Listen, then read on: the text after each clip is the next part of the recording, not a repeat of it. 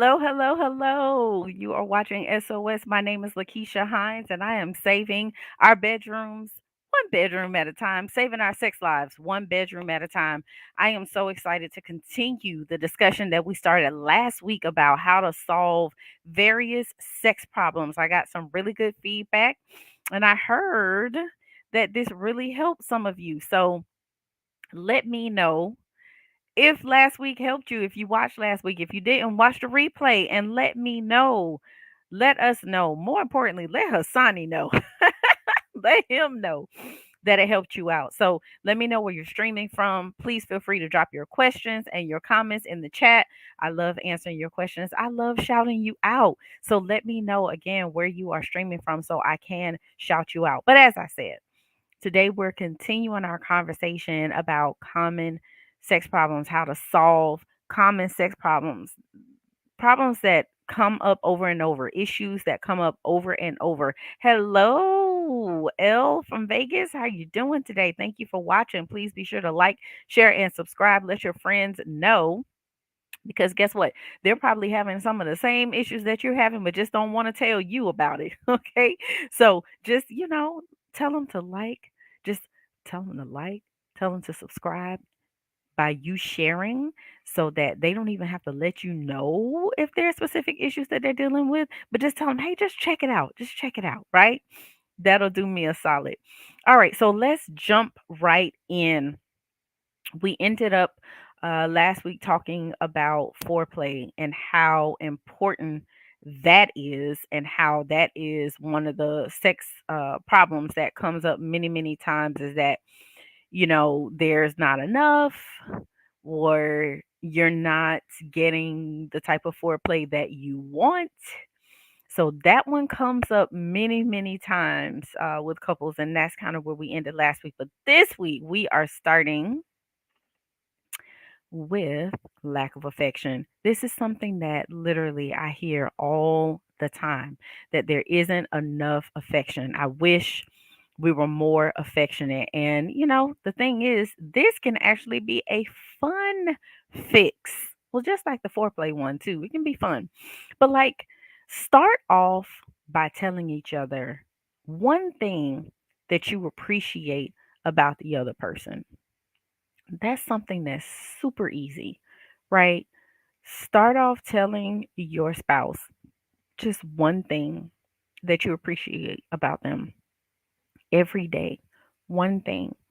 And hopefully they reciprocate that and tell you one thing that they appreciate about you. And I've mentioned this before that everybody wants to be appreciated and wants to feel appreciated, right? But this is especially important for men. And I talk about the four things that men need all the time. They need number one, respect. That is number one. But they also need to feel valued. They need to feel um, appreciated, which is what we're talking about right now, for you to be able to share that one thing. And they need to be affirmed. They need to be affirmed. But that appreciation is so important because many times our men are going out, working hard. Not to say that you're not, ladies, but I'm talking about the men right now. Going out, working hard, trying to take care of their families, trying to um, provide. And because I think I had this mentality early on in my marriage that it was something that my husband was just supposed to do, right? So why should I be thanking you for stuff that you're supposed to do? And where that came from was me feeling as if he didn't appreciate what I was doing. And I thought he felt like, this is stuff I'm supposed to do. And so I didn't get appreciation in the way that I desired to receive that appreciation. So it wasn't that he didn't appreciate me, and it wasn't that he wasn't showing it. It just wasn't in a way that I could recognize or receive. And so I then, not intentionally all the time, was not showing him that appreciation. And now we're both not feeling appreciated and nobody wins. So at the end of the day, it is important that, ladies, we let our men know how much we appreciate the hard work that they do, and that they are out there working hard and grinding, trying to take care of us and trying to take care of our families, and doing whatever it is that they do to make the relationship work, the marriage work, the family work, the home work, whatever it is. We do have to show that appreciation to them. And so, likewise, fellas, we need you to show your appreciation for your woman as well, because we do a lot too. We do a lot to make the marriage work, to make the family work, to make the home work, and we want to feel appreciated too. So just start off every day telling the other person one thing that you appreciate about them, and make that a practice. We can do little things, to show affection. Think about the things that you used to do when you first started dating: holding hands, putting your arm around each other when you're sitting together, rubbing each other's shoulders, you know, so on and so forth. But whatever it was that you were doing early on to show affection to your significant other, bring that back. Bring it back. All right. Because they miss it, they need it, they want it, they appreciate it. So we need that affection. And one way to do that is through showing your appreciation for the other person. All right. So next sex problem: emotional disconnect. Oh my gosh. Is this not one that I hear? I hear this one all the time, that we feel emotionally disconnected from each other, or one person is feeling emotionally disconnected. So, this is SOS, right? Right? So I can talk about the S in SOS, right? Which is the sex, right? So, it's okay if both of you are just in it for a physical release. It's okay if we are in alignment, we are in agreement that we both just need a physical release right now. Like, that is okay if you're both on the same page with that. But if one of you wants an emotional connection and the other person just wants a physical release, that's when we run into some disconnect.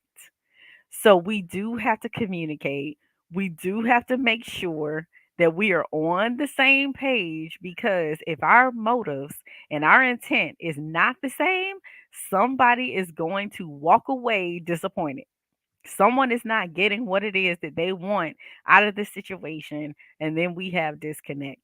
So if one is looking for that emotional connection and they don't get it, man, it can be empty sex. And that's not what we want. That's not appealing. A lot of people aren't signing up for empty sex, right?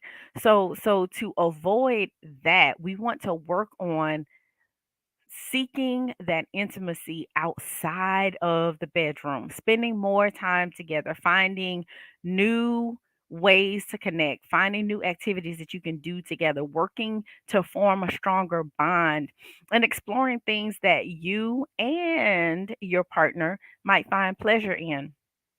And that's really important, again, to be able to connect outside of the bedroom. Even with foreplay, as I said last week, foreplay starts outside of the bedroom, and we have all been misinformed to think that it begins in the bedroom. It starts from the time you wake up.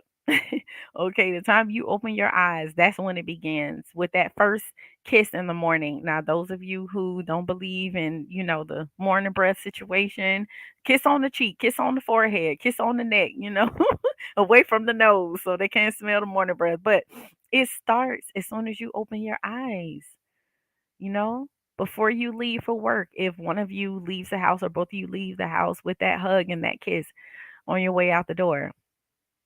But that's how we work on building that connection, not only having affection, but being able to communicate, being able to foster intimacy in multiple ways, spending more time together, doing things together that you enjoy. The more pleasure you experience together, the more connected you feel. If we're constantly arguing and fighting, we're never on the same page, we're not on one accord, the more disconnected we feel. We can't agree on anything, the more disconnected we feel. So it's important, again, that we're working to find new ways to connect, new activities, different things that we can do to bond and connect with one another. Okay. All right. So we're going to take a quick break, but we will be right back. Do not go anywhere. Do not swipe. Don't you do anything. Don't go anywhere. We will be right back. You're watching SOS, and we'll be right back.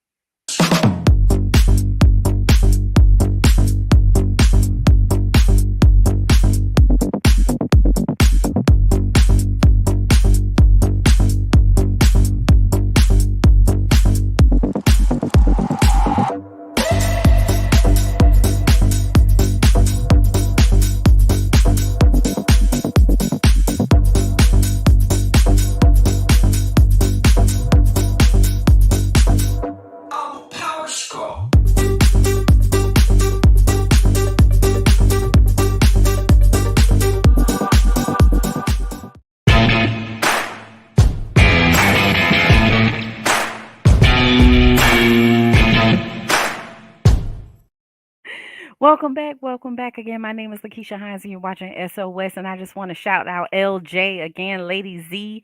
And this is, I think, Achille Simplice. And Kenny Burkett. Good morning, good morning, good morning. Hey, or good afternoon. Sorry, good afternoon. Depending on where you are, it could be morning. So good morning and good afternoon. I want to talk about some of these comments that I got, which I absolutely love, love, love. Lady Z says, my husband and I watched the last episode and we really learned a lot. Thank you so much. You are welcome. This is my pleasure. I enjoy doing this and I'm so, so happy that you and your husband got something out of episode one, part one. And so hopefully you'll get something out of part two today. Hello from Cameroon. I think it's Achille, like I said.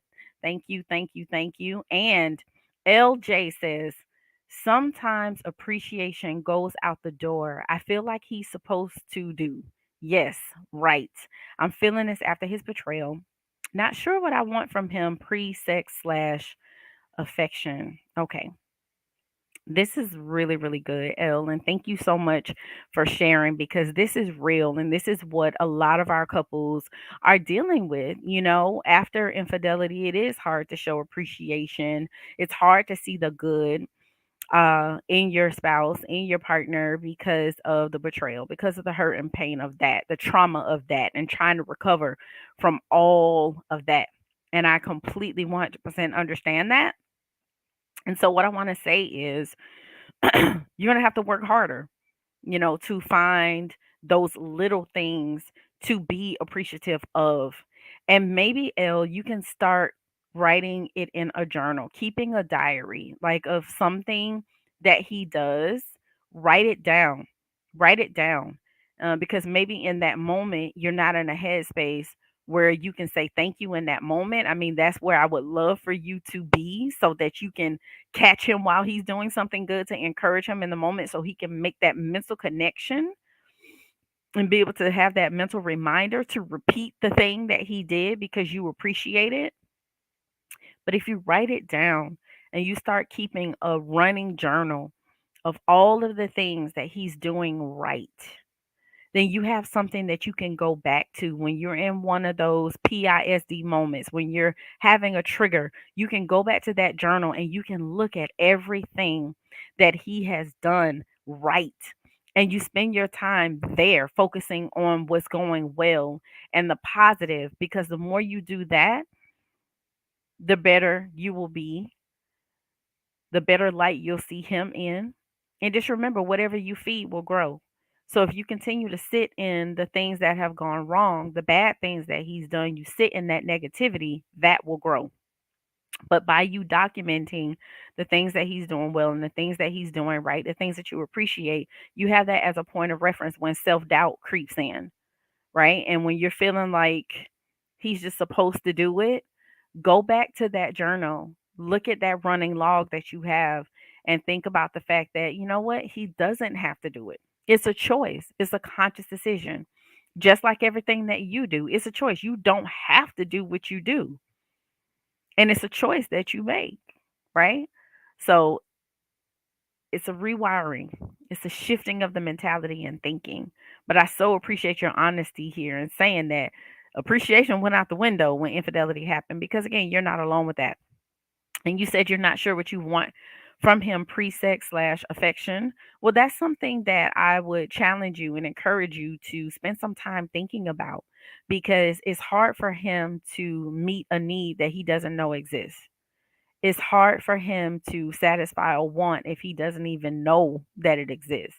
But you have to be clear, get clear about what it is that you want and you need, and share that with him, because there may be some disappointment that you're experiencing right now that he's not meeting a need or want, but he didn't know that it existed. So we can't hold people accountable for things that we never knew were expectations. All right. So I want you to spend some time thinking about that and then share it with him and give him an opportunity to feel whatever that want or need is for you. But thank you so much for your comment. I appreciate that. All right, so let's jump back in. All right, we were talking about emotional disconnect as one of the sex problems, and I gave you ways that you could actually solve that sex problem. So we'll jump into the next one.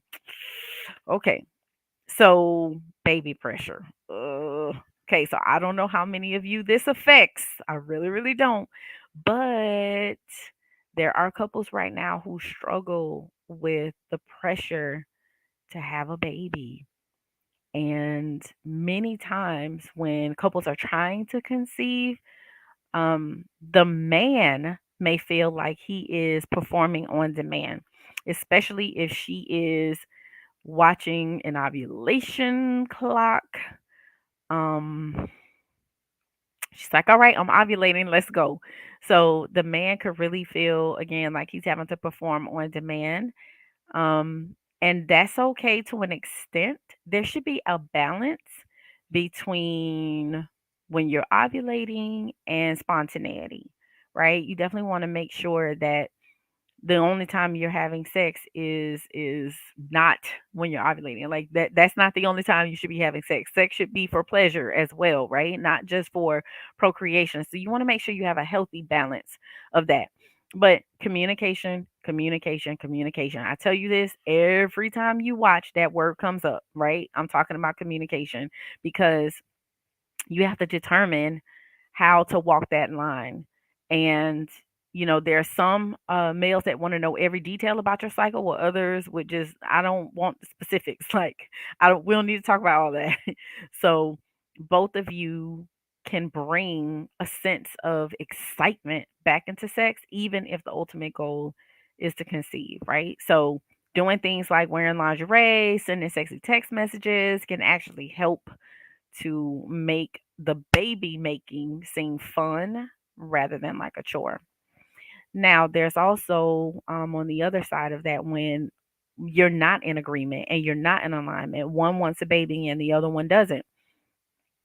This is a touchy subject, and this actually causes a lot of discord and disconnect in couples when you're not in alignment with wanting to have a child.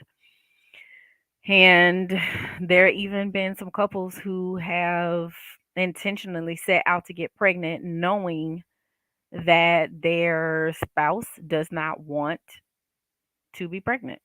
And that's on both sides. Like husband trying to get the wife pregnant who don't want a baby, and wife trying to get pregnant and husband doesn't want a baby. So I don't want you to think I'm singling out anyone. It has happened on both sides, but you must be in alignment. You must be in agreement because this is a life-changing, life-altering decision, and you must be on the same page regarding that.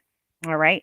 So if the issue is specifically what I'm talking about today is there's pressure to make a baby, then what I'm saying is find a balance between trying to make the baby but still enjoying sex. Okay. The one where you're not in alignment with wanting to have a baby, that's a deeper conversation, and we can't cover that in this show. Okay. That's a book of session type of conversation. Okay. So you definitely want to make sure if that is the challenge that you are having and you are struggling to resolve that issue on your own, that you reach out for help. You get some support because I know how that can be. So you want to set up a discovery call, call that number 678-200-8996 and let us walk you through that because it can truly make or break your relationship if you are not on the same page. So I completely get that and I understand that. All right, and we're here to help you with that. Okay. So the next common sex problem that comes up, no oral sex. Okay, so I feel like unfortunately I'm probably gonna get in trouble for this one. I feel like I'm gonna get in a little bit of trouble, but it's okay. I'm here for it. I am here for it. So if you love oral sex but your partner refuses to do it, literally it can create feelings of rejection. Then anger sets in, then disappointment, and it can be a whole situation, and then that can lead to a loss of interest in being sexually intimate, period. And if your partner isn't a huge fan of oral sex but you really value it, then you have to ask them to think about it as something that they can do ever so often, just to show that they're invested in your pleasure and your enjoyment. So when somebody gives a little, it goes a long way toward their partner feeling cared about, and ultimately that's what it's about, right? We want to make sure that we are not only meeting our individual needs, but that we are meeting the needs of our partners and our spouses as well. Okay. We want to make sure that we are pouring into each other as it pertains to our sexual pleasure and enjoyment. Okay. So compromise, compromise. That's what it is all about, people. Okay, so there's some that I actually did not make some bullet points, but we're going to talk about anyway. Okay. What if you started a family and you feel like that has completely like ruined your sex life? Okay. New babies in the house. Sleep deprivation is real. Stress is real. And that can truly make your sex drive take a plunge. Okay. But I will tell you, it is not forever. It is seasonal. Everybody just has to be intentional. Keyword intentional about expressing their needs, fulfilling the needs of each other, continuing to connect emotionally, continuing to connect on an intimate level, which I've already given you ways to do that. But literally, you cannot allow your relationship to die, more importantly your sex life to die, because you have children. And that's why I talk to a lot of couples about co-sleeping. I'm not mad at the co-sleeping, but the co-sleeping has to be for a season. It has to be for an appointed time, and then we got to kick those babies out the bed, because if you don't, it will continue, like literally it will affect your sex life. You don't want to have to go to another room to have sex because the baby is in your bed. Right? So we have to set those boundaries early on so that it doesn't ruin your sex life. And if it's already messed up because of the baby, we got to start doing some things different, because guess what? Your marriage is priority over those children. It's God, spouse, then children. So that means that we have to continue to pour into each other because those children are going to grow up, they're going to move out, and then it will just be the two of you. And so you have to continue to nurture and pour into that relationship because, as I said, those children will leave at some point. At least that's the goal for them to get out. All right. What about thinking like your partner takes you for granted or feeling as if your partner takes you for granted? If you feel like your partner doesn't appreciate your the things that you do or who you are as a person, it really just damages how you feel about your partner and the relationship as a whole. So, there are many times couples are like literally dancing around the issues that they have instead of communicating. So, you have to share with your partner that you're feeling like they're taking you for granted. And you always want to use I statements. When you do XYZ, I feel like ABC. So there's no room for ambiguity. Those I statements are so powerful and they're essential for helping your partner to not feel as if you are attacking them. But you have to communicate if you're feeling taken for granted. Spend some time thinking about the ways in which you feel taken for granted so that you can clearly articulate that to your spouse and you're doing it in a loving way that is not attacking them. All right. Next common sex problem. We're not having enough sex. Hear that one often. Hear that one often. We're not having enough sex. We're not doing it enough. Oh my goodness. I know. So we have to figure out like what your numbers are. Talk to couples about this all the time. What is your ideal amount of times that you would like to have sex per week? You think about it for yourself, your spouse thinks about it, you have a conversation.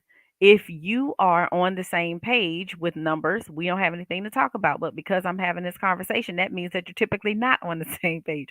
So if you are willing to bend to whatever your spouse's number is, cool. If they're willing to bend to whatever your number is, cool. But if that doesn't happen, then let's take an average. So, for example, let's say spouse A wants sex 7 days a week and spouse B wants sex twice a week. We need to meet in the middle. So maybe we're having sex 4 or 5 times a week. So you want to try to compromise, right? If you cannot yield to the other one's number.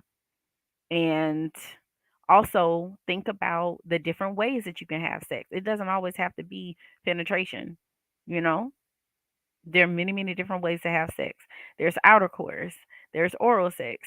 There's sometimes you might just want a quickie, sometimes you might just want some foreplay. Like there are many, many different ways. So talk about the different ways that you can engage in sex or sexual activity because sometimes it's just about switching things up and doing them differently. You may have in your mind that it has to look a certain way every time we have sex, but you might even be able to get to that number seven if you shift the different ways that you have sex. So it's a conversation, right? There's that C word again, communication. All right. So the last common sex problem I want to talk to you all about today is premature ejaculation. And this is a real issue that does happen. A lot of men do struggle with this. And oh my God, if there were ever a time to tread lightly with a conversation, this would be it. When premature ejaculation is the problem early on in the relationship, it pops up as an issue throughout the relationship. If it happens the first time the two of you have sex, then you might want to keep your feelings under wraps. And definitely in the act, you don't want to have that conversation, but you want to talk about it later on because we have to talk about how we're going to deal with this moving forward.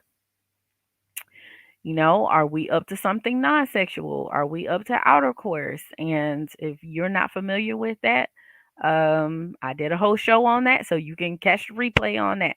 But we have to talk about how we're going to navigate that. Sometimes it's a matter of you need to make a doctor's appointment, see a doctor to make sure there's not a medical cause. Rule out the medical piece. If it is something medical, then there should be a treatment plan for it. If there is not, a medical cause, then we have to find out like what is going on within the body that is causing this premature ejaculation. A lot of times it's mental, and if we're able to shift the mentality, then that helps. Sometimes you just need to slow down. Sometimes you need to switch up positions. There are different things that you can do. So if you're struggling with that and you need some assistance, and you know, again, you've been to the doctor and it's not a medical issue, then you may just need some additional support. And I am here for you for that. So what do? Make that discovery call and let me help you out with that so you can be enjoying the sex that you desire to have, that you are experiencing the fullness of what it is that you can have. All right. So I want to say thank you so much for all of you who tuned in today. Again, please be sure to like, share, and subscribe. We will be here same time next week, 12 p.m. Eastern Standard Time. Every Tuesday, we are here doing what we do, trying to save these sex lives.